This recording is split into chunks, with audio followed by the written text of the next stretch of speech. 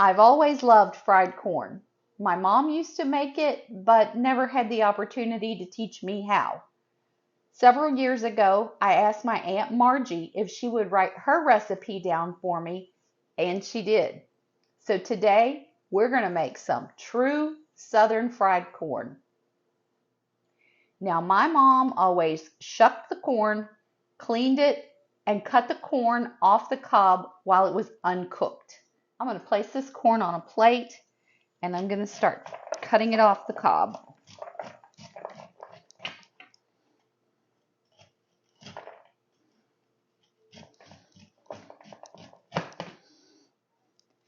Once you get the corn cut off the cob, you want to start to scrape it like this because there's still lots of flavor.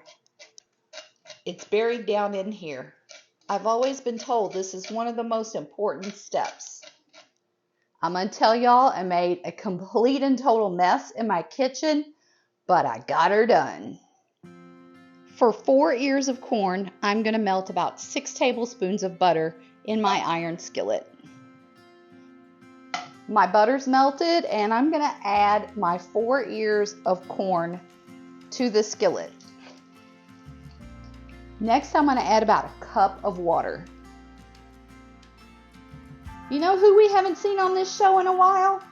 Salt-N-Pepa. They're here today. I'm going to use plenty of pepper in this dish.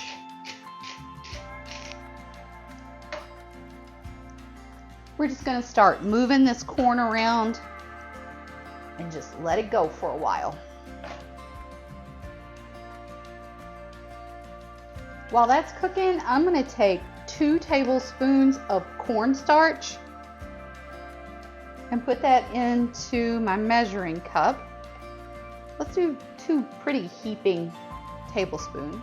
I added some water to that, and we're just going to stir that up. Then we're going to set it aside. We're not ready for this just yet. This comes later. I just want to have it ready. So this is just a little cornstarch and water. I'm also going to add a big spoonful of bacon grease to this dish. Try to get the camera a little bit closer to my pan so you can see what's going on in here a little bit better. We're going to continue working this until all the moisture is out of this corn. You can see it's simmering pretty good now. Just keep working it. Before this gets all the way cooked down, I'm going to add a big tablespoon of sugar.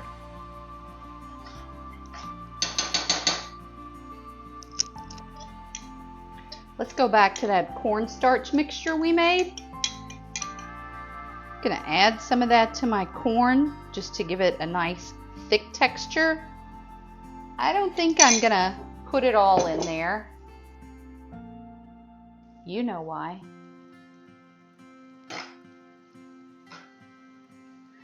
Oh yeah, that's going to give this corn a real nice texture.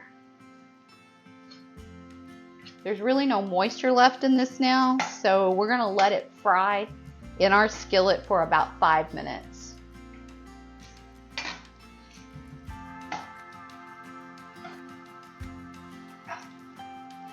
I'm liking the way that looks. Let's go ahead and get this off the heat.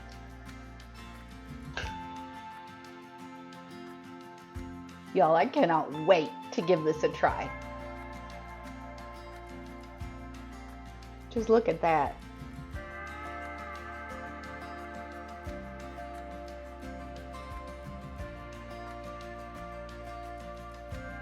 It may be a little bit messy. Fresh corn cut off the cob is the only way to do this Southern fried corn. Delicious. This fried corn is down-home cooking at its finest. You can serve this as a side dish with just about anything, or just put it in a big old bowl. We've almost made it to the end of another week. I hope the rest of it's great for you. Tune in on Monday. In the meantime, keep jamming.